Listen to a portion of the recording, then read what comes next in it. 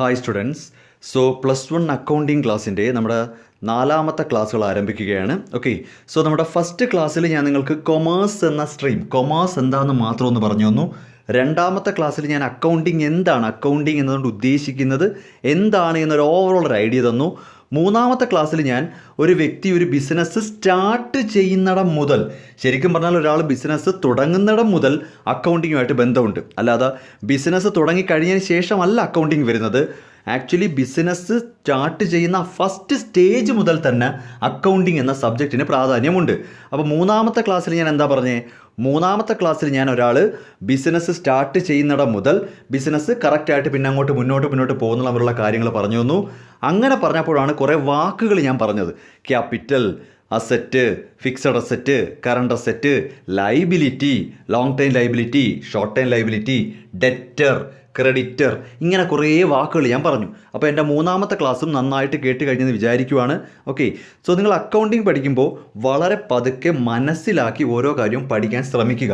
+1 നിങ്ങളിതെല്ലാം കൂടെ മനപ്പാഠം പഠിച്ചു വെച്ചാൽ ഡിഗ്രി ലെവലിൽ പോലും നിങ്ങൾക്കൊന്നും ചെയ്യാൻ പറ്റത്തില്ല. പിന്നെ അപ്പോൾ +1 പഠിക്കുന്ന അക്കൗണ്ടിങ് നല്ല വൃത്തിക്ക് മനസ്സിലാക്കി പഠിക്കണം ഇതൊക്കെ എന്താണെന്ന്. അങ്ങനെയാണെങ്കിൽ ഡിഗ്രിയിലോട്ടൊക്കെ ചെല്ലുമ്പോൾ നിങ്ങൾക്ക് ബേസ് കാണും, പെട്ടെന്ന് പഠിച്ചു പോകാം.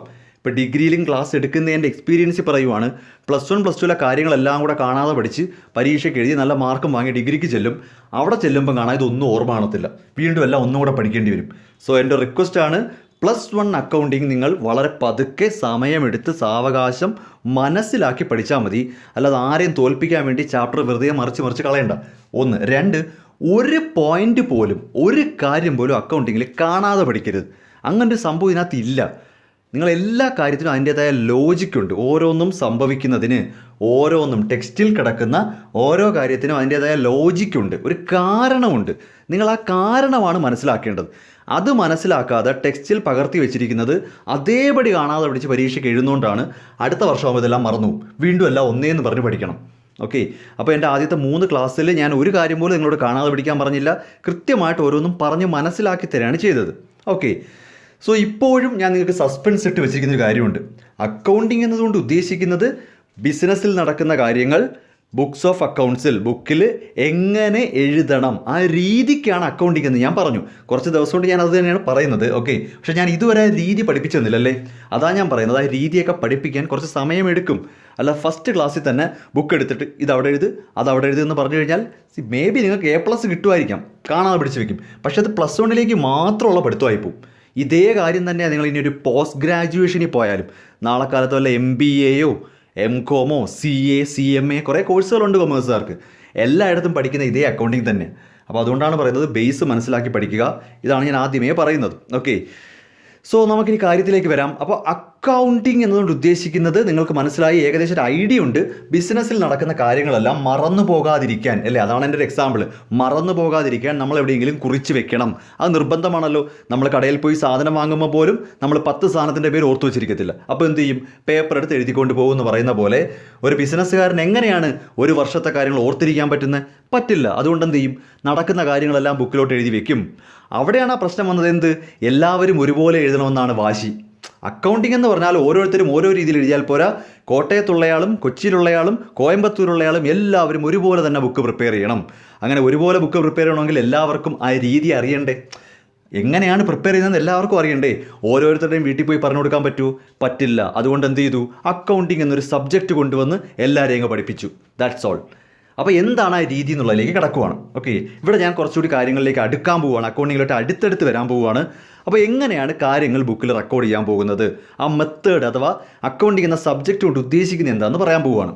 ഓക്കെ, നമ്മുടെ കഴിഞ്ഞ എക്സാമ്പിളിൽ മിസ്റ്റർ എക്സ് ഒരു ടെക്സ്റ്റൈൽ ഷോപ്പാണ് നടത്തിയത്. മിസ്റ്റർ എക്സ് എന്ന് പറയുന്ന ഒരാൾ, സപ്പോസ് മിസ്റ്റർ എക്സ് എന്ന് പറയുന്ന ഒരാൾ ഒരു ടെക്സ്റ്റൈൽ ഷോപ്പാണ് നടത്തുന്നത്. ഓക്കെ, ഇനി ഞാൻ പറഞ്ഞ കാര്യം ശ്രദ്ധിച്ച് കേൾക്കുക. നമ്മളിപ്പോൾ അക്കൗണ്ടിങ് എന്ന് പറഞ്ഞാൽ ബിസിനസ്സിൽ നടക്കുന്ന കാര്യങ്ങൾ റെക്കോർഡ് ചെയ്യുന്ന രീതിയാണ് ഞാൻ പറഞ്ഞു. മിസ്റ്റർ എക്സ് എന്ന് പറയുന്നയാൾ എക്സ് ടെക്സ്റ്റൈൽസ്, അല്ലെങ്കിൽ വേണ്ട നമുക്കിപ്പം ഒരു ടെക്സ്റ്റൈൽ ഷോപ്പ്, ഇപ്പോൾ പേരില്ലെങ്കിലും കുഴപ്പമില്ല. ഓക്കെ, അയാളുടെ ഒരു ടെക്സ്റ്റൈൽ ഷോപ്പ് നടത്തുകയാണ്. ഇനി എൻ്റെ ചില സംശയങ്ങളാണ് നിങ്ങൾ ഉത്തരം തരേണ്ടത്. നിങ്ങളുടെ ഇപ്പോഴത്തെ അറിവ് വെച്ചിട്ട്, ഇതുവരെയുള്ള അറിവ് വെച്ചിട്ട് നിങ്ങൾക്ക് തരാൻ പറ്റുന്ന ഉത്തരങ്ങളാണ്. അങ്ങനത്തെ ചോദ്യങ്ങളെ ഞാൻ ചോദിക്കും. നിങ്ങൾ മനസ്സിൽ ആൻസർ പറയണം. ഓക്കെ, നമ്മളിവിടെ പ്രിപ്പയർ ചെയ്യുന്നത് അല്ലെങ്കിൽ നമ്മളിവിടെ എഴുതണമെന്ന് പറയുന്നത് ശ്രദ്ധിച്ച് കേൾക്കണേ, എക്സ് എന്ന് പറയുന്ന വ്യക്തിയുടെ, എക്സ് എന്ന് പറയുന്ന ആളുടെ ബുക്സാണോ അതോ എക്സിൻ്റെ ബിസിനസ്സിൻ്റെ ബുക്കാണോ? എൻ്റെ ചോദ്യം മനസ്സിലാക്കുക. നമ്മൾ ഈ കഷ്ടപ്പെട്ട് ബുദ്ധിമുട്ടി അക്കൗണ്ടിങ് പഠിച്ചിട്ട് നമ്മൾ വലിയ അക്കൗണ്ടൻറ്റുമാരായിട്ട് അല്ലെങ്കിൽ നമ്മൾ ഈ കഷ്ടപ്പെട്ട് ഈ സബ്ജക്റ്റ് പഠിച്ചിട്ട് നമ്മൾ പ്രിപ്പയർ ചെയ്യാൻ പോകുന്നത് എക്സ് എന്ന് പറയുന്ന വ്യക്തിയുടെ ബുക്കാണോ അതോ എക്സിൻ്റെ ബിസിനസ്സിൻ്റെ ബുക്കാണോ? നിങ്ങളൊന്ന് ആലോചിച്ച് നോക്കിയേ.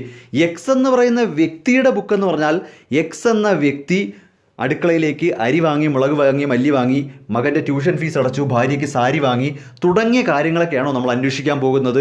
അതോ എക്സിൻ്റെ ബിസിനസ്സിനകത്ത് സാലറി കൊടുത്തു, റോ മെറ്റീരിയൽ മേടിച്ചു, പർച്ചേസ് ചെയ്തു, സെയിൽ നടന്നു, ഇതിലേത് കാര്യമാണ് നമ്മൾ ശരിക്കും ഡീൽ ചെയ്യാൻ പോകുന്നത്? ഒന്ന് ആലോചിച്ച് നോക്കിയേ. അതാണ് ഞാൻ ചോദിക്കുന്നത്. എക്സ് എന്ന വ്യക്തിയുടെ കാര്യങ്ങളാണോ അതോ എക്സിൻ്റെ ബിസിനസ്സിൻ്റെ കാര്യങ്ങളാണോ നമ്മൾ അന്വേഷിക്കുന്നത്? തീർച്ചയായിട്ടും നമ്മൾ ഈ കഷ്ടപ്പെട്ട് ഈ ബിസിനസ്സിൻ്റെ കാര്യങ്ങളും അക്കൗണ്ടിങ്ങും കൊമേഴ്സും എല്ലാം പഠിക്കുന്നത് എന്തിനു വേണ്ടിയാണ്? എക്സിൻ്റെ വീട്ടിലെ കാര്യങ്ങൾ അന്വേഷിക്കാനല്ല, എക്സിൻ്റെ വീട്ടിൽ നടന്ന കാര്യങ്ങൾ അന്വേഷിക്കാനല്ല നമ്മൾ പോകുന്നത്. നമ്മുടെ ജോലി എന്താ? നമ്മുടെ ജോലി എക്സിൻ്റെ ബിസിനസ്സിലെ കാര്യങ്ങളാണ് അന്വേഷിക്കുന്നത്. അപ്പം നമ്മളെ സംബന്ധിച്ച്, അതായത് അക്കൗണ്ടിങ് പഠിക്കുന്ന സ്റ്റുഡൻസിനെ സംബന്ധിച്ച് എക്സ് എന്ന വ്യക്തി ജീവിതത്തിൽ എന്ത് വേണമെങ്കിലും ചെയ്തോട്ടെ, അയാൾ വീട്ടിലേക്ക് എന്ത് വാങ്ങിക്കോട്ടെ, ടി വി വാങ്ങിക്കോട്ടെ, ഫ്രിഡ്ജ് വാങ്ങിക്കോട്ടെ, എന്ത് വാങ്ങിക്കോട്ടെ, അയാളെ മകൻ്റെ ഫീസ് അടച്ചോട്ടെ, അടയ്ക്കാതിരുന്നോട്ടെ, അവർ ടൂർ പോയിക്കോട്ടെ, എന്ത് വേണം ചെയ്തോട്ടെ, നമ്മളതൊന്നും അന്വേഷിക്കാനേ പോകണ്ട. പക്ഷെ നമ്മൾ അന്വേഷിക്കുകയും കണ്ടെത്തുകയും ബുക്കിൽ രേഖപ്പെടുത്തുകയും ചെയ്യുന്നത് എന്താണ്? എക്സിൻ്റെ ബിസിനസ്സിൻ്റെ കാര്യങ്ങളാണ്. ഇത് നിങ്ങൾ മനസ്സിലാക്കണം. ഇത് നിങ്ങൾ ക്ലിയർ ആയിക്കണം. ഈ ഒരു അറിവ് മതി. പ്ലസ് വണ്ണിലെ തുടക്കത്തിൽ അറിവ് തന്നെ മതി. നമ്മളാരും എക്സിൻ്റെ വീട്ടുകാര്യങ്ങളല്ല ബുക്കിലോട്ട് എഴുതുന്നത്, എക്സിൻ്റെ ബിസിനസ്സിലെ കാര്യങ്ങളാണ് എന്ന് പറഞ്ഞാൽ ഒരു അക്കൗണ്ടിങ് സ്റ്റുഡൻറ്റിനെ സംബന്ധിച്ച് മുതലാളിയുടെ ബിസിനസ്സാണ് വലുത്. നമുക്ക് മുതലാളിയുടെ കാര്യങ്ങളല്ല, ഓണറുടെ ബിസിനസ്സിൻ്റെ കാര്യങ്ങളാണ് നമ്മൾ അന്വേഷിക്കേണ്ടത്. ആണോ അല്ലയോ? തീർച്ചയായിട്ടും ഈ പോയിന്റ് മനസ്സിലായി കാണുമല്ലോ. മനസ്സിലാവുന്നുണ്ടോ? എക്സിൻ്റെ കാര്യങ്ങളല്ല, എക്സിൻ്റെ ബിസിനസ്സിൻ്റെ കാര്യങ്ങളാണ് നമ്മൾ തിരക്കേണ്ടുന്നതും അന്വേഷിക്കേണ്ടതും കണ്ടെത്തേണ്ടതും രേഖപ്പെടുത്തേണ്ടതും. ആണോ അല്ലയോ? ശരി, ആണല്ലോ. ഇനി അങ്ങനെ എക്സിൻ്റെ കാര്യങ്ങളല്ല, എക്സിൻ്റെ ബിസിനസ്സിൻ്റെ കാര്യങ്ങളാണ് എന്ന് പറയുമ്പോൾ ഞാനൊരു 2 ഇൻസിഡൻറ്റ് പറഞ്ഞുതരാം. ഞാനൊരു 2 സംഭവങ്ങൾ പറഞ്ഞുതരാം. ഓക്കെ, നിങ്ങളിപ്പോൾ ഈ ക്ലാസ് കേട്ടുകൊണ്ടിരിക്കുന്ന നിങ്ങൾ എക്സിൻ്റെ ടെക്സ്റ്റൈൽ ഷോപ്പിൻ്റെ അക്കൗണ്ടൻ്റാണ്. എക്സിൻ്റെ ടെക്സ്റ്റൈൽ ഷോപ്പിൻ്റെ അക്കൗണ്ടൻ്റായിട്ട് നിയമിച്ചു. നിങ്ങളുടെ ജോലി എന്താണെന്ന് മനസ്സിലായല്ലോ. മിസ്റ്റർ എക്സ് ആണ് മുതലാളി. മിസ്റ്റർ എക്സിൻ്റെ ടെക്സ്റ്റൈൽ ഷോപ്പിൻ്റെ അക്കൗണ്ടൻ്റാണ് അല്ലെങ്കിൽ ക്യാഷ്യറാണ്. എന്തായാലും പണം നിങ്ങളാണ് ഡീൽ ചെയ്യുന്നത്. മിസ്റ്റർ എക്സിൻ്റെ ടെക്സ്റ്റൈൽ ഷോപ്പിൽ വരുന്ന പണം, ക്യാഷ് നിങ്ങളാണ് ഡീൽ ചെയ്യുന്നത് മനസ്സിലാക്കുക. അല്ല നിങ്ങൾ സെയിൽസ്മാനോ അല്ലെങ്കിൽ അങ്ങനത്തെ ജോലിയൊന്നുമല്ല, കുറച്ച് ഉയർന്ന ജോലിയാണ്. നമ്മൾ ഈ കഷ്ടപ്പെട്ട അക്കൗണ്ടിങ് ഒക്കെ പഠിക്കുന്നത് സെയിൽസ്മാൻ ആവാനല്ലല്ലോ. അപ്പോൾ നിങ്ങളൊരു അക്കൗണ്ടൻറ്റ് പൊസിഷനാണ്. വാട്ട് എവർ ഇറ്റ് ഈസ്, നിങ്ങളാണ് പണം ഡീൽ ചെയ്യുന്നതെന്ന് മനസ്സിലാക്കുക. ഓക്കെ, അപ്പോൾ ബിസിനസ് ഇങ്ങനെ നടന്നുകൊണ്ടിരിക്കുവാണ്, നല്ല ബിസിനസ് നടന്നുകൊണ്ടിരിക്കുവാണ്. രാവിലെ കട തുറന്നു, ബിസിനസ് നടന്നുകൊണ്ടിരിക്കുവാണ്. ആലോചിക്കുക, ഉച്ചയ്ക്ക് ഒരു 2-2:30 മണിയായി. ഓക്കെ, നല്ല കച്ചവടം നടക്കുവാണ്. ഒരു 10-35,000 രൂപയുടെ കച്ചവടം നടന്നു കഴിഞ്ഞു. ഉച്ചയ്ക്ക് ഒരു 2 മണിയായപ്പോൾ തന്നെ ഒരു 35,000 രൂപയുടെ കച്ചവടം നടന്നു കഴിഞ്ഞു. ഓക്കെ, അപ്പോഴാണ് നമ്മുടെ മുതലാളി കടയിലോട്ട് വരുന്നത്. മിസ്റ്റർ എക്സ് കടയിലോട്ട് വരുവാണ്. ഓക്കെ, അപ്പോൾ നിങ്ങൾ ചോദിക്കും എന്താ മുതലാളി എന്നൊക്കെ ചോദിക്കും. ഓക്കെ, മുതലാളി ഇങ്ങോട്ട് കയറി വന്നിട്ട് നിങ്ങളോട് പറയുവാണ്, നിങ്ങളുടെ മേശയ്ക്കകത്ത്, അതായത് അറ്റ് പ്രസൻറ്റ് ആ മേശയ്ക്കകത്ത് ഒരു 35,000 രൂപയുടെ കച്ചവടം നടന്ന പൈസ ഇരിപ്പുണ്ട്. അപ്പോൾ വന്നിട്ട് ചോദിക്കും എത്ര സെയിൽ നടന്നു? അപ്പോൾ നിങ്ങൾ ഏകദേശം പറയും ഒരു 35,000 രൂപയുടെ സെയിൽ നടന്നു മുതലാളി. ശരി, അപ്പോൾ മുതലാളി പറയുവാണ്, ഒരു കാര്യം ചെയ്യും, ഒരു 2,000 രൂപ ഇതാ, മോൻ്റെ ഫീസ് ഒന്ന് അടയ്ക്കണം. മുതലാളിയുടെ കട, നിങ്ങൾ മുതലാളിയുടെ ജോലിക്കാരൻ അല്ലേ? അപ്പോൾ ഈ പറയുന്ന എക്സ് എന്ന് പറയുന്ന ആൾ കയറി വന്നിട്ട്, എക്സ് ആണ് നമ്മുടെ ഓണർ പറയുവാണ്, ഒരു കാര്യം ചെയ്യും, ഒരു 2,000 രൂപ തന്നെ, ഒരു 2,000 രൂപ തന്നെ, മോന് ഫീസ് അടയ്ക്കണം. ഓക്കെ, നിങ്ങൾക്ക് കൊടുക്കാതിരിക്കാൻ പറ്റത്തില്ല. കാര്യം എന്താ? പുള്ളിക്കാരൻ്റെ പൈസയാണല്ലോ. നിങ്ങൾ എന്ത് ചെയ്യുമെന്ന് അറിയാവോ? ഒരു 2,000 രൂപ എടുത്തും കൊടുക്കും. നിങ്ങൾ അതിൽ നിന്ന് 2,000 രൂപ എടുത്തും കൊടുക്കും. ഉടനെ മുതലാളി അങ്ങ് പോയി. ഓക്കെ, എൻ്റെ സംശയം ഇതേ ഉള്ളൂ, നിങ്ങളവിടുത്തെ അക്കൗണ്ടൻ്റാണ്, പണം ഡീൽ ചെയ്യുന്ന ആളാണ്. നിങ്ങൾ ഈ മുതലാളിക്ക് 2,000 രൂപ എടുത്ത് കൊടുത്തു എന്നത് എവിടെയെങ്കിലും ഒന്ന് കുറിച്ച് വെക്കത്തില്ലേ? അല്ലെങ്കിൽ നിങ്ങൾ ഈ മുതലാളിക്ക് ഞാൻ 2,000 രൂപ എടുത്ത് കൊടുത്തു എന്നത് തീർച്ചയായിട്ടും നിങ്ങൾ ഒരു തുണ്ട് കടലാസിലെങ്കിലും ഒന്ന് കുറിച്ച് വെച്ചിരിക്കും, ഒന്ന് നോട്ട് ചെയ്ത് വെച്ചിരിക്കും. ഓക്കെ, കാരണം വൈകുന്നേരം കച്ചവടം അവസാനിപ്പിച്ച് ഷട്ടർ ഇടുമ്പോൾ സെയിൽ നടന്ന പൈസയും മേശയ്ക്കകത്തുള്ള പൈസയും തമ്മിൽ 2,000 രൂപയുടെ വ്യത്യാസം കാണും. വൈകുന്നേരം 8 മണിയാകുമ്പോൾ നിങ്ങൾ കണക്ക് നോക്കുമ്പോൾ അന്ന് നടന്ന കച്ചവടത്തിൻ്റെ തുക ചിലപ്പോൾ അന്ന് വൈകുന്നേരമൊക്കെ കഴിഞ്ഞപ്പോൾ 50,000 ആയി കാണും. ഓക്കെ, പക്ഷേ മേശക്കകത്ത് 48,000 കാണത്തുള്ളൂ. മേശക്കകത്ത് 48,000 കാണത്തുള്ളൂ. അതെന്ത് പറ്റിയെന്ന് ആലോചിക്കുമ്പോൾ ഓക്കെ ഞാൻ മറന്നുപോയി, അത് പിന്നെ മുതലാളി എടുത്തല്ലോ. മുതലാളി പൈസ എടുത്തുകൊണ്ട് പോയി എന്നത് തീർച്ചയായിട്ടും നിങ്ങളൊരു ബുക്കിൽ എഴുതി വെച്ചിട്ട് അതിവിടെ ഇങ്ങനെ കാണിക്കും. ഇന്നത്തെ കച്ചവടം 50,000, മുതലാളി വാങ്ങിയത് 2,000, ബാക്കി 48,000. ഇങ്ങനെ ആയിരിക്കും കണക്ക് അവസാനിപ്പിക്കുന്നത്. ഇതിന് വലിയ കൊമേഴ്സോ അക്കൗണ്ടിങ്ങൊന്നും അറിയണമെന്നില്ല. ഇന്നത്തെ കച്ചവടം 50,000, മുതലാളി വാങ്ങിക്കൊണ്ട് പോയത് 2,000, ബാക്കി 48,000 ആണല്ലോ. അപ്പോൾ ഇതൊരു സംഭവം, ഇതിങ്ങനെ അവസാനിച്ചു. പിറ്റേ ദിവസം ഇത് ഓർത്ത് വെച്ചേക്കണേ, അടുത്ത ദിവസം ഇതേ കണക്കിന് കച്ചവടം നടന്നുകൊണ്ടിരിക്കുകയാണ്. മേശക്കകത്തൊരു 10,000-35,000 രൂപ ആയിട്ടുണ്ട്. ഇതേ കണക്കൊരു ഉച്ചയ്ക്ക് 2 മണിയൊക്കെ ആയപ്പോൾ മുതലാളി കടയിൽ വന്ന് നിങ്ങളോട് കുറച്ച് നേരം എന്തെങ്കിലുമൊക്കെ സംസാരിച്ചുകൊണ്ടിരുന്നിട്ട് പൈസ ഒന്നും വാങ്ങിയില്ല. പക്ഷേ പുള്ളിക്കാരൻ്റെ സ്വന്തം പേഴ്സ്, മുതലാളിയുടെ പോക്കറ്റിൽ ഇരുന്ന സ്വന്തം പേഴ്സ് ആ മേശക്കകത്ത്, അതായത് നിങ്ങളുടെ പറയുന്ന ആ മേശയുടെ മുകളിലോട്ട് വെച്ചിട്ട് എടുക്കാൻ മറന്നുപോയി. പുള്ളിക്കാരൻ കയറി വരുന്നു, നിങ്ങളുമായിട്ട് എന്തൊക്കെയോ സംസാരിക്കുന്നു. നിങ്ങൾ അക്കൗണ്ടൻ്റ് ആണല്ലോ, നിങ്ങളുമായിട്ട് എന്തൊക്കെയോ സംസാരിക്കുന്നു. ആ സംസാരത്തിനിടയിൽ പുള്ളിക്കാരൻ്റെ പേഴ്സ് അറിയാതെ മേശയുടെ മുകളിൽ വെച്ചു, പക്ഷേ എടുക്കാൻ മറന്നുപോയി. അയാൾ അങ്ങ് പോയി, മുതലാളി അങ്ങ് പോയി. നിങ്ങൾ ആ പേഴ്സ്, അയ്യോ മുതലാളിയുടെ പേഴ്സ് മറന്നുപോയി, ജസ്റ്റ് ഒന്ന് തുറന്നു നോക്കിയപ്പോൾ അതിനകത്തൊരു 2,500 രൂപ ഇരിപ്പുണ്ട്. ആ പേഴ്സിനകത്താണേ, മുതലാളിയുടെ പേഴ്സിനകത്ത് ഒരു 2,500 രൂപ ഇരിപ്പുണ്ട്. നിങ്ങൾ എന്ത് ചെയ്തു? അതെടുത്ത് മേശക്കകത്ത് ഭദ്രമായിട്ട് വെച്ചു. കൃത്യം 1 മണിക്കൂർ കഴിഞ്ഞില്ല, അതിനു മുമ്പ് തന്നെ മുതലാളി തിരിച്ചു വന്നു. അപ്പോൾ തന്നെ നിങ്ങൾ എണീറ്റ്, സാറേ മുതലാളി പേഴ്സ് മറന്നുപോയില്ല, ഞാൻ പേഴ്സ് മറന്നുപോയി, ഇനി തന്നേക്ക്.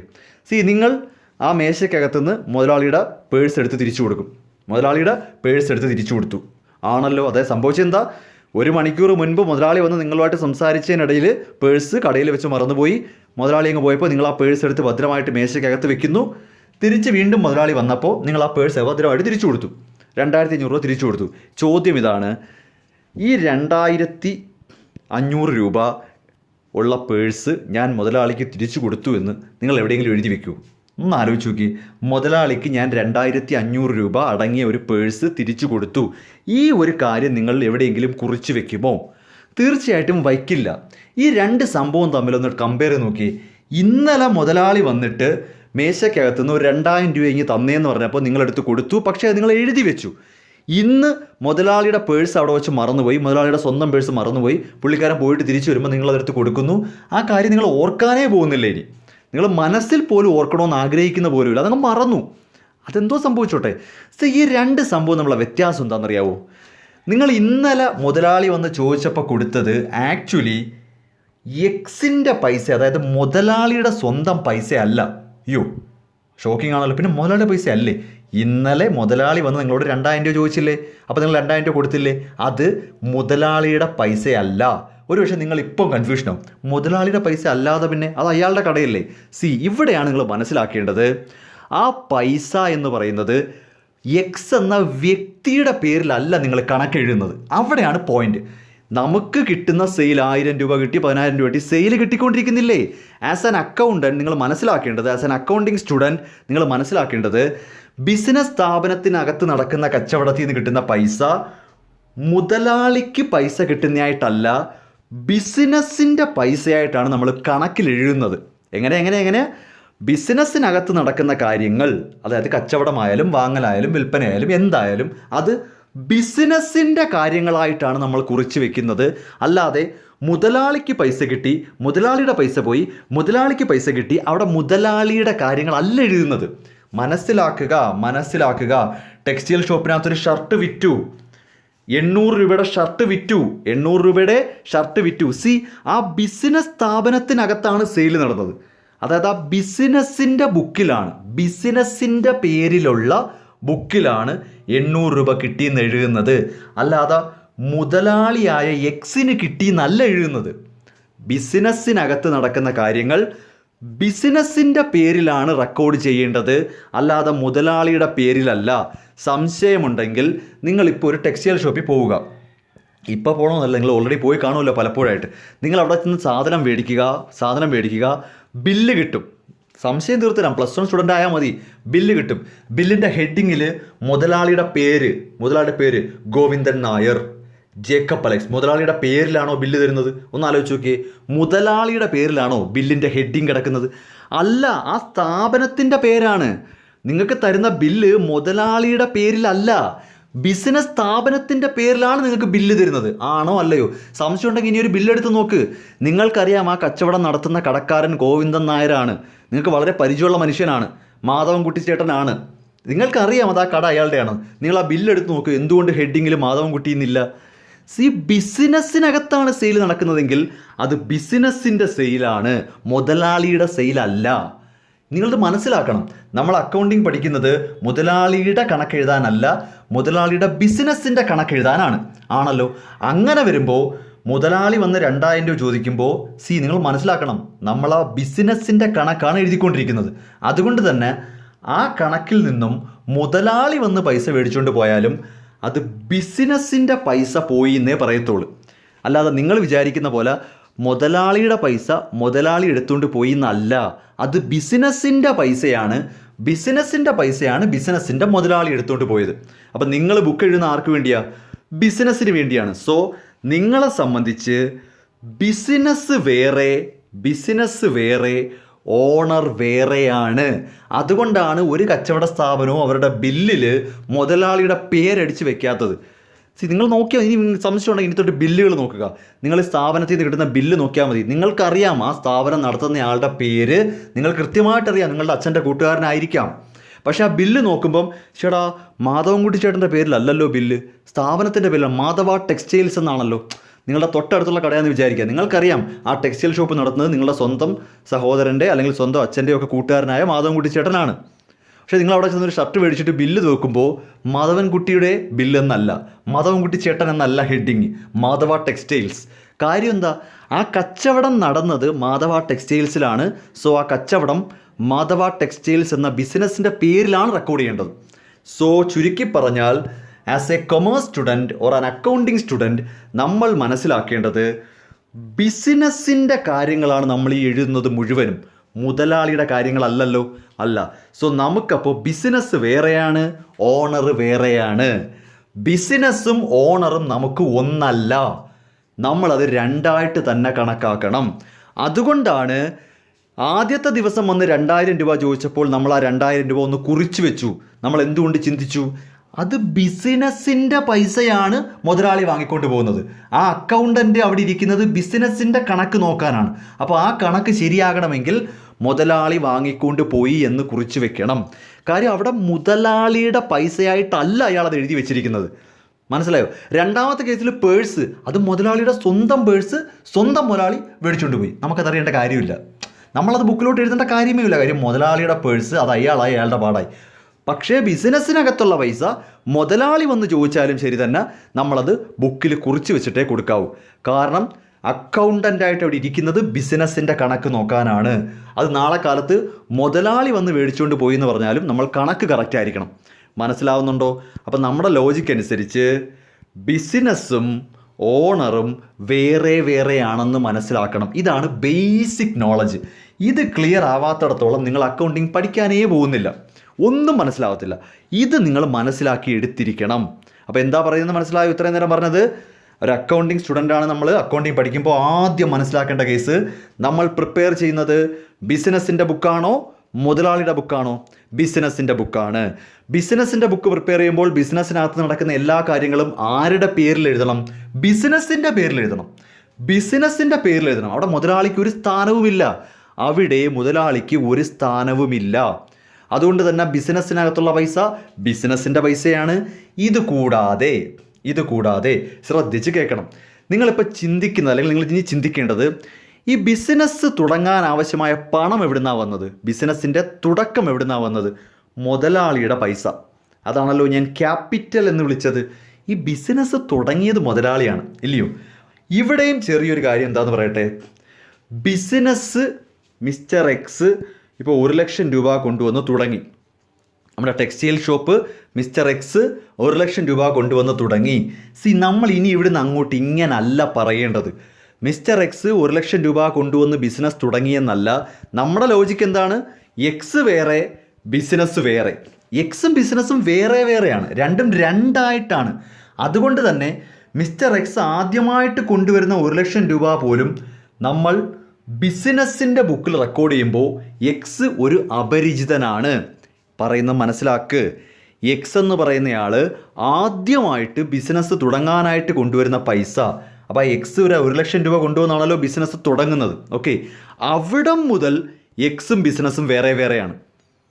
അല്ലാതെ ഇത് ഏതെങ്കിലും ഒരു കുറച്ചുകൂടി മുന്നോട്ട് പോയിട്ടല്ല ഇവർ രണ്ടും രണ്ടായിട്ട് പിരിയുകയാണ് സുഹൃത്തുക്കളെ എന്ന് പറയുന്നത്. തുടക്കം മുതൽ തന്നെ ഈ പറയുന്ന 1,00,000 രൂപ ആദ്യമായിട്ട് മിസ്റ്റർ എക്സ് കൊണ്ടുവരുന്നിടം തൊട്ട് തന്നെ എക്സ് വേറെ ബിസിനസ് വേറെയാണ്. നമുക്ക് ഒരു അക്കൗണ്ടൻ്റായിട്ട് നമ്മൾ ഉദാഹരണത്തിന് നിങ്ങളിപ്പോൾ അക്കൗണ്ടൻ്റായിട്ട് നിയമിക്കുന്ന ആ ഡേറ്റിലാണ് എക്സ് ഈ ബിസിനസ് തുടങ്ങാനായിട്ട് ആദ്യമായിട്ട് ഫസ്റ്റ് സ്റ്റെപ്പ് കാലെടുത്ത് വെക്കുന്നത്. 1,00,000 രൂപ കൊണ്ടുവരുന്നു. നിങ്ങൾ മനസ്സിലാക്ക്, ബിസിനസ് തുടങ്ങി കുറേ നാൾ കഴിഞ്ഞതിന് ശേഷമല്ല ഇത് രണ്ടും രണ്ടാകുന്നത്. അല്ലവാ ബിസിനസ് എല്ലാം തുടങ്ങി ബിൽഡിംഗ് എല്ലാം കെട്ടി സ്റ്റോക്കെല്ലാം എടുത്ത് വെച്ച് ബിസിനസ് ഓപ്പറേഷൻ തുടങ്ങിയിട്ടുമല്ല ഇവർ രണ്ടും രണ്ടാകുന്നത്. ബിസിനസ്സിൻ്റെ തുടക്കം മുതലേ മുതലാളി വേറെ ബിസിനസ് വേറെയാണ്. അപ്പോൾ ഈ മുതലാളി കൊണ്ടുവരുന്ന പൈസ ബിസിനസ്സിന് കടമായിട്ട് കൊടുക്കുന്ന പോലെയാണ്. ഇവിടെയാണ് അടുത്ത മനസ്സിലാക്കേണ്ടത്. മിസ്റ്റർ എക്സ് 1,00,000 രൂപ കൊണ്ടുവന്ന് ബിസിനസ് ചെയ്തു എന്നല്ല. നിങ്ങൾ ബിസിനസ്സിൻ്റെ അക്കൗണ്ടൻ്റ് അല്ലേ? നിങ്ങൾ ബിസിനസ്സിനകത്ത് ഇരിക്കുക. ഒന്ന് ഇമാജിൻ ചെയ്യുക, നിങ്ങളിപ്പോൾ ബിസിനസ്സിനകത്ത് ഇരിക്കുവാണ്, ബിസിനസ്സിൻ്റെ അക്കൗണ്ടൻ്റായിട്ട്. ഓക്കെ, ബിസിനസ്സിന് സ്റ്റാർട്ട് ചെയ്യാൻ, ഈ ബിസിനസ് തുടങ്ങാൻ, നിങ്ങൾ ഈ അക്കൗണ്ടൻ്റായിട്ടിരിക്കുന്ന ബിസിനസ് തുടങ്ങാൻ 1,00,000 രൂപ വേണം. നിങ്ങൾ ഒന്ന് ഇമാജിൻ ചെയ്യുക, നിങ്ങളിപ്പോൾ ഒരു ഇമാജിനേഷനിൽ ഇരിക്കുക, നിങ്ങളൊരു ബിസിനസ്സിൻ്റെ അക്കൗണ്ടൻ്റാണ്, അങ്ങനെ ഒരു ബിസിനസ് തുടങ്ങാൻ പോണതേ ഉള്ളൂ. അപ്പോൾ ആ ബിസിനസ് തുടങ്ങാൻ എത്ര രൂപ വേണം? 1,00,000 രൂപ വേണം. ഈ 1,00,000 രൂപ ആര് കൊണ്ടുവരും? നിങ്ങൾ ബിസിനസ്സിൽ ഇരുന്നുകൊണ്ട് വേണം പുറത്തോട്ട് നോക്കിക്കാണാൻ. നിങ്ങൾ ബിസിനസ്സിനകത്ത് തന്നെ ഇരിക്കുക, നിങ്ങൾ എക്സിനെ നോക്കണ്ട, നിങ്ങൾ ബിസിനസ്സിനകത്തിരുന്നിട്ട് വേണം കാര്യങ്ങളെല്ലാം നോക്കിക്കാണാൻ.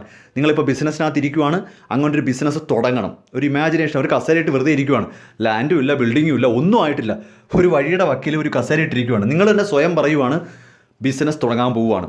നിങ്ങൾ ബിസിനസ്സിൻ്റെ അക്കൗണ്ടൻ്റ് ആണ്. സോ അങ്ങനെ ഒരു ബിസിനസ്സിൻ്റെ ഇമാജിനേഷനിൽ ഇരിക്കുക. ഇതിന് 1,00,000 രൂപ വേണം, ബിസിനസ് തുടങ്ങാൻ 1,00,000 രൂപ വേണം. ഓക്കെ, ഈ 1,00,000 രൂപയും കൊണ്ടാണ് മിസ്റ്റർ എക്സ് വരുന്നത്.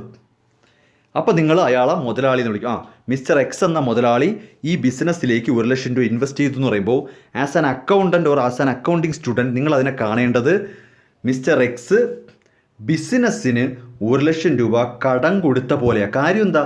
എക്സും ബിസിനസ്സും വേറെ വേറെ ആണെന്നല്ലേ നമ്മൾ പറയുന്നത്. മുതലാളി വേറെ, ബിസിനസ് വേറെ. അതുകൊണ്ട് തന്നെ മുതലാളി ബിസിനസ്സിന് പണം കടം കൊടുക്കുന്ന പോലെയാണ്. മനസ്സിലാവുന്നുണ്ടോ? ഇത് മനസ്സിലാക്കിയേ പറ്റൂ. ഇതിങ്ങനാണ് പഠിക്കേണ്ടത്. നമ്മൾ മനസ്സിലാക്കിയേ പറ്റൂ. മിസ്റ്റർ എക്സിൻ്റെ പൈസയാണ്, പക്ഷേ മിസ്റ്റർ എക്സ് അത് ബിസിനസ്സിന് കടം കൊടുത്തിരിക്കുന്ന പോലെയാണ്. സോ മിസ്റ്റർ എക്സ് ബിസിനസ്സിലേക്ക് 1,00,000 രൂപ കടം കൊടുക്കും. അതുകൊണ്ട് തന്നെ ബിസിനസ്സിനെ സംബന്ധിച്ചത് മിസ്റ്റർ എക്സിൻ്റെ ക്യാപിറ്റലാണ്. മിസ്റ്റർ എക്സിൻ്റെ ക്യാപിറ്റൽ എങ്ങനെയാണ് വന്നത്? 1,00,000 ചക്കയാണോ? 1,00,000 മാങ്ങയാണോ? അല്ല, ക്യാഷ് ആയിട്ടാണ് വന്നിരിക്കുന്നത്. അപ്പോൾ മനസ്സിലാക്കേണ്ടത് 1,00,000 രൂപ മിസ്റ്റർ എക്സ് ക്യാപിറ്റലായിട്ട് കൊണ്ടുവന്നു എന്ന് പറഞ്ഞാൽ നമ്മൾ ഇനി മുതൽ മനസ്സിലാക്കേണ്ടത് എന്താ?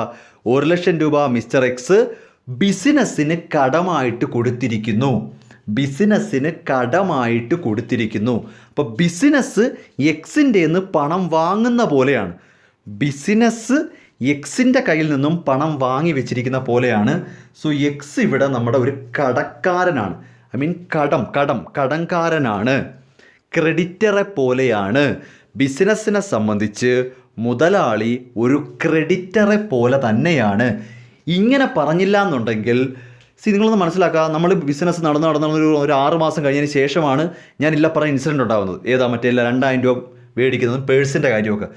കുറേ നാൾക്ക് ശേഷം വന്നിട്ട് 2,000 രൂപ വാങ്ങുമ്പോൾ അത് ബിസിനസ്സിൻ്റെ പൈസയാണ് എന്ന് പറഞ്ഞാൽ പറ്റില്ല. കാര്യം തുടക്കം മുതലേ അങ്ങനെ ആയിരിക്കണം. ഈ പറയുന്ന ക്യാഷായിട്ട് കൊണ്ടുവന്ന പൈസ ബിസിനസ് വേറെയാണെന്ന് ഞാൻ പറഞ്ഞല്ലോ. അപ്പോൾ നിങ്ങൾ ബിസിനസ്സിൻ്റെ ബുക്കിൽ എഴുതുമ്പോൾ മിസ്റ്റർ എക്സ് കൊണ്ടുവന്ന് ബിസിനസ് നടത്തി എന്ന് പറയുമ്പോൾ അത് എക്സിൻ്റെ ബുക്കായി പോകും. പിള്ളേരെ നിങ്ങളൊന്ന് മനസ്സിലാക്ക്, എക്സ് വേറെ ബിസിനസ് വേറെ. നിങ്ങൾ ആരുടെ അക്കൗണ്ടൻ്റായിട്ടാണ് പോയിരിക്കുന്നത്? മിസ്റ്റർ എക്സിൻ്റെ വീട്ടിലെ അക്കൗണ്ടൻ്റാണോ?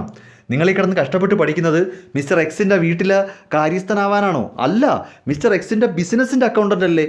അപ്പോൾ മിസ്റ്റർ എക്സ് കൊണ്ടുവരുന്ന പൈസ അത് ബിസിനസ്സിൻ്റെ പൈസയായിട്ട് ട്രീറ്റ് ചെയ്യണമെന്നുണ്ടെങ്കിൽ എക്സിനെ ചവിട്ടി പുറത്താക്കണം. എക്സ് പൈസ എന്നിട്ട് എക്സ് അങ്ങ് പോയണക്കാണ്. സോ എക്സ് പൈസ കൊണ്ടുവന്ന് ബിസിനസ്സിന് കൊടുത്തു. ഈ രീതിയിൽ എടുത്താൽ മാത്രമേ കറക്റ്റ് ആകത്തുള്ളൂ.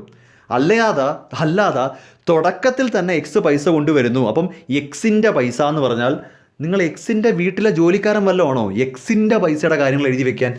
നിങ്ങൾ ബിസിനസ്സിൻ്റെ പൈസ എന്നല്ലേ പറയൂ. ആ ബിസിനസ്സിന് എവിടുന്ന് പൈസ കിട്ടി? എക്സിൻ്റെ നിന്ന് പൈസ കിട്ടി. സോ നിങ്ങൾ പറയുന്നത് മുതലാളിയായ എക്സ് ബിസിനസ്സിലേക്ക് പണം കൊണ്ടു കൊടുത്തു. ഇനി ഈ 1,00,000 രൂപ ബിസിനസ് ലാൻഡ് വാങ്ങും. ബിസിനസ്സിൻ്റെ ലാൻഡായിട്ടാണ് വാങ്ങുന്നത്. 1,00,000 രൂപ കിട്ടിക്കഴിഞ്ഞാൽ പിന്നെ ലാൻഡ് വാങ്ങില്ലേ? അത് ബിസിനസ്സിൻ്റെ ലാൻഡാണ്. അല്ലാതെ മിസ്റ്റർ എക്സ് സ്വന്തം മോൻ്റെ പേരിൽ പുരയിടം വാങ്ങുന്നത് നിങ്ങൾ ബുക്കിൽ എഴുതത്തില്ല. ബിസിനസ്സിന് വേണ്ടിയുള്ള ലാൻഡാണല്ലോ. സോ അത് ബിസിനസ്സിൻ്റെ അക്കൗണ്ടിൽ ബിസിനസ്സിൻ്റെ പേരിലാണ് വാങ്ങിയിരിക്കുന്നതെന്ന് കാണിക്കണം. ബിൽഡിംഗ് പണിഞ്ഞു, ഭാര്യയുടെ പേരിൽ ഒരു നില കെട്ടിടം പണിഞ്ഞെന്നല്ലല്ലോ, ബിസിനസ്സിന് വേണ്ടിയാണ് ബിൽഡിംഗ്. സോ അതും ബിസിനസ്സിൻ്റെ ബുക്കിൽ കാണിക്കണം. എന്ന് പറഞ്ഞാൽ ഈ കൊണ്ടുവന്ന ക്യാപിറ്റലിൻ്റെ എമൗണ്ട് മുഴുവനും ബിസിനസ്സിന് വേണ്ടിയാണ് ഈ അസറ്റുകൾ വാങ്ങിക്കൂട്ടുന്നത്. ഇങ്ങനെയാണ് ബുക്ക് എഴുതുന്നത്. അല്ലാതെ എക്സിൻ്റെ പൈസ, എക്സിൻ്റെ ലാൻഡ്, എക്സിൻ്റെ ബിൽഡിംഗ് എന്നല്ല എഴുതുന്നത്. ഇതെല്ലാം ബിസിനസ്സിൻ്റെ ആയിരിക്കണം. എക്സ് നമുക്കൊരു ഔട്ട്സൈഡറാണ്. മുതലാളി എന്ന് പറയുന്നത് അക്കൗണ്ടിങ്ങിൽ ഒരു ഔട്ട്സൈഡറാണ്. ഒരു കടം തന്നിട്ട് പോകുന്നയാളെ പോലെയാണ്. മനസ്സിലായോ? ബിസിനസ്സിന് എവിടുന്ന് പൈസ കിട്ടി? മുതലാളിയുടെ നിന്ന് പൈസ കിട്ടി. അല്ലാതെ മുതലാളി പൈസ കൊണ്ടുവന്ന് ബിസിനസ് ചെയ്തു എന്ന് പറഞ്ഞു കഴിഞ്ഞാൽ നമുക്കത് മുതലാളിയുടെ സ്വന്തം കണക്കായി പോവും. മുതലാളിയുടെ പൈസ ബിസിനസ് ഇങ്ങ് വാങ്ങി വെച്ച് ഇനി ബിസിനസ്സാണ് മുന്നോട്ട് പോകുന്നത്. പറയുന്നത് മനസ്സിലാവുന്നുണ്ടോ? ഇത് നിങ്ങൾ ആദ്യം മനസ്സിലാക്കണം. മുതലാളി എക്സ് വേറെ, എക്സിൻ്റെ ബിസിനസ് വേറെ. നമ്മൾ ബുക്കുകൾ എഴുതുന്നത് ബിസിനസ്സിൻ്റെയാണ്. അതുകൊണ്ട് തന്നെ ഫസ്റ്റ് സ്റ്റെപ്പായ ക്യാപിറ്റൽ, മൂലധനം, ആദ്യത്തെ പൈസ, അതുപോലും എക്സ് കൊണ്ടുവന്ന് ബിസിനസ്സിന് കൊടുക്കുന്ന കണക്കാണ്. എക്സിൻ്റെ ഇനി കിട്ടി, ഇനി എല്ലാ കാര്യവും ബിസിനസ് നോക്കിക്കോളും. ആ കാര്യങ്ങൾ ചെയ്തു കൊടുക്കുന്നത് എക്സ് എന്ന് പറയുന്ന ഒരാൾ തന്നെയാണ്. കാര്യം ബിസിനസ്സിന് ജീവനില്ല. അപ്പോൾ ഈ ലാൻഡ് വാങ്ങാനും ബിൽഡിംഗ് വാങ്ങാനും ഒക്കെ ഇറങ്ങി പുറപ്പെടുന്നത് ചിലപ്പോൾ എക്സ് തന്നെ ആയിരിക്കും. പക്ഷേ അതെല്ലാം ബിസിനസ്സിന് വേണ്ടിയാണ്. അപ്പോൾ നിങ്ങൾ റെക്കോർഡ് ചെയ്യുമ്പോൾ എക്സ് എന്ന് പറയുന്നൊരു വ്യക്തി ഇനി ഇല്ല. ക്യാപിറ്റലുകൾ കൊണ്ട് തന്നല്ലോ, ഇനി എല്ലാം ബിസിനസ്സാണ്. അല്ലാതെ ലാൻഡ് വാങ്ങുമ്പോഴും ബിൽഡിംഗ് കെട്ടുമ്പോഴും എല്ലാം എക്സിൻ്റെ പേരിലല്ല അക്കൗണ്ട് എഴുതുന്നത്. എക്സിൻ്റെ ജോലി എപ്പോൾ തീർന്നു? ബിസിനസ്സിലേക്ക് ക്യാപിറ്റൽ കൊണ്ടുവന്നു, ബിസിനസ്സിൽ ക്യാപിറ്റൽ റെക്കോർഡ് ചെയ്തു, എക്സിൻ്റെ ജോലി തീർന്നു. ഇനി എല്ലാം ബിസിനസ്സാണ്. ഇത്രയും മനസ്സിലാക്കി പറഞ്ഞത്. അപ്പോൾ ഈ ഒരു ലോജിക്ക് നിങ്ങൾ മനസ്സിലാക്കി വെക്കണം. ഇതാണ് ഏറ്റവും ബേസിക് ആയിട്ടുള്ള ലോജിക്ക്. എല്ലാ കാര്യങ്ങളും ബിസിനസ്സിൻ്റെയാണ്. നമ്മൾ ഈ ബുക്കുകളെല്ലാം എഴുതുന്നത് ബിസിനസ്സിൻ്റെ ബുക്കാണ്, മുതലാളിയുടെ ബുക്കല്ല. അതുകൊണ്ട് തന്നെ ഫസ്റ്റ് സ്റ്റെപ്പിൽ ക്യാപിറ്റൽ മുതലാളി കൊണ്ടുവന്ന്, പിന്നെ അവിടെ മുതലാളി ഇല്ല, മുതലാളി കൊണ്ടുവന്ന് ബിസിനസ്സിന് കൊടുത്തു. അതുപയോഗിച്ച് ലാൻഡും ബിൽഡിങ്ങും ഫർണിച്ചറും സ്റ്റോക്കും എല്ലാം ബിസിനസ്സിൻ്റെ പേരിലാണ് വാങ്ങുന്നത്. മനസ്സിലാവുന്നുണ്ടോ പറയുന്നത്? അപ്പോൾ അക്കൗണ്ടിങ്ങിൽ നമ്മൾ അക്കൗണ്ടിങ് സ്റ്റുഡൻസ് അറിയേണ്ട കാര്യം ഇതാണ്. നമ്മളെല്ലാവരും ബിസിനസ്സിൻ്റെ കാര്യങ്ങൾ റെക്കോർഡ് ചെയ്യാൻ പഠിക്കുന്നവരാണ്. അതുകൊണ്ട് തന്നെ മുതലാളിയുടെ പേഴ്സണൽ കാര്യങ്ങൾ നമ്മൾ നോക്കണ്ട. ആദ്യമായിട്ട് കൊണ്ടുവരുന്ന പൈസ പോലും മുതലാളിയുടെ നിന്ന് ബിസിനസ് കടം വാങ്ങി വെച്ചിരിക്കുന്ന പോലെയേ ട്രീറ്റ് ചെയ്യത്തുള്ളൂ. ഓക്കെ, അപ്പോൾ ക്യാപിറ്റൽ എന്ന് പറയുന്നതും ബിസിനസ്സിനെ സംബന്ധിച്ചൊരു ലൈബിലിറ്റിയാണ്. ഇവൻ ഈ ക്യാപിറ്റൽ എന്ന് പറയുന്നത് പോലും ഒരു ലൈബിലിറ്റിയാണ്. ക്യാപിറ്റൽ തികയാതെ വരുമ്പോഴോ പോയി ലോൺ എടുക്കും, അതും ലൈബിലിറ്റിയാണ്. ബാങ്കിൽ നിന്ന് ലോൺ എടുത്താലും മുതലാളിയുടെ നിന്ന് പൈസ വാങ്ങിയാലും അക്കൗണ്ടിങ്ങിൽ അത് രണ്ടും ബാധ്യതയാണ്. ബിസിനസ് എന്ന വ്യക്തി, ബിസിനസ് ഇവിടെ സെപ്പറേറ്റ് ആണ്. ബിസിനസ്സിനെ സംബന്ധിച്ച് മുതലാളിയായാലും ബാങ്ക് ആയാലും കടം തരുന്ന പോലെയാണ്. ഇതാണ് നിങ്ങൾ ഏറ്റവും പ്രധാനമായിട്ട് അക്കൗണ്ടിങ് മനസ്സിലാക്കേണ്ടത്. ഇത് നല്ല വൃത്തിക്ക് നിങ്ങൾ നിങ്ങളുടെ തലച്ചോറിനെ പറഞ്ഞൊന്ന് മനസ്സിലാക്കണം. ഇതിങ്ങനാണ്. ഞാൻ എഴുതുന്നത് ബിസിനസ്സിൻ്റെ ബുക്കാണ്, മുതലാളിയുടെ ബുക്കല്ല. അതുകൊണ്ട് തന്നെ ആദ്യമായിട്ട് ക്യാപിറ്റൽ എന്നും പറഞ്ഞ് മുതലാളി കൊണ്ടുവരുന്ന പൈസ പോലും ബിസിനസ്സിന് കടമായിട്ട് കിട്ടുന്നത് പോലെയാണ്. അല്ലാതെ അത് ലൈഫ് ലോങ് മുതലാളിയുടെ പൈസയാണെന്നല്ല പറയുന്നത്. ബിസിനസ് അത് മുതലാളിയുടെ നിന്ന് കടം വാങ്ങി വെച്ചിരിക്കുവാണ്. ഇനി എല്ലാ കാര്യവും ആര് ചെയ്യും? ബിസിനസ് ചെയ്യും. ബിസിനസ്സിന് ജീവനുണ്ടോ? ഇല്ല. അപ്പോൾ ബിസിനസ്സിന് വേണ്ടി മുതലാളി ചെയ്യുമെന്നാണ്. ബിസിനസ്സിന് വേണ്ടി ആൾക്കാർ ചെയ്തു കൊടുക്കും, പക്ഷെ അതെല്ലാം ബിസിനസ്സിൻ്റെയാണ്. ലാൻഡ് ആരുടെയാണ്? ബിസിനസ്സിൻ്റെയാണ്. ഫർണിച്ചർ വാങ്ങുന്ന ആർക്ക് വേണ്ടിയാണ്? ബിസിനസ്സിന് വേണ്ടിയാണ്. നമ്മുടെ മുതലാളി വീട്ടിലേക്ക് 2 മേശ മേടിച്ചു, നിങ്ങൾ ബുക്കിൽ എഴുതത്തില്ല, നമുക്കെന്ത്. പക്ഷേ ബിസിനസ്സിലേക്ക് മേശ മേടിച്ചാൽ എഴുതും. കാര്യം എന്താ? അത് ബിസിനസ്സിൻ്റെയാണ്. ഇതാണ് ലോജിക്ക്. മനസ്സിലാവുന്നുണ്ടോ? ബിസിനസ്സിലേക്കുള്ള കാര്യങ്ങൾ മാത്രം പഠിക്കാനാണ് അക്കൗണ്ടിങ് പഠിക്കുന്നത്, മുതലാളിയുടെ കാര്യങ്ങളല്ല. അപ്പോൾ അതുകൊണ്ട് തന്നെ സിമ്പിൾ ലോജിക്ക് ഇവിടെ വെച്ച് അവസാനിപ്പിക്കുക ഈ ക്ലാസ്. നമുക്കിവിടെ മുതലാളി വേറെ, ബിസിനസ് വേറെ. ഇതാണ് ഞാൻ എൻ്റെ ക്ലാസ് കൊണ്ട് ഉദ്ദേശിക്കുന്നത്. ഇത് നന്നായിട്ട് മനസ്സിലാക്കിയിട്ടാണ് ഈ ഒരു ലോജിക്ക്, മുതലാളി വേറെ ബിസിനസ് വേറെ എന്ന ലോജിക്കാണ് ബേസ്. ഇത് മനസ്സിലാവാതെയാണ് പലരും അക്കൗണ്ടിങ് പഠിച്ചു പോകുന്നത് മുന്നോട്ട്. അതുകൊണ്ടാണ് നിങ്ങൾക്ക് ഓരോരോ കാര്യങ്ങൾ വരുമ്പോഴും അങ്ങ് സംശയം വരുന്നത്, ഇതെന്താ ഇങ്ങനെ, അതെന്താ ഇങ്ങനെയെന്ന്. ഓക്കെ, ഈ ഒരു കാര്യം നന്നായിട്ട് മനസ്സിലാക്കുക. അപ്പോൾ ഇതാണ് എൻ്റെ 4ാമത്തെ ക്ലാസ്. ഓക്കെ.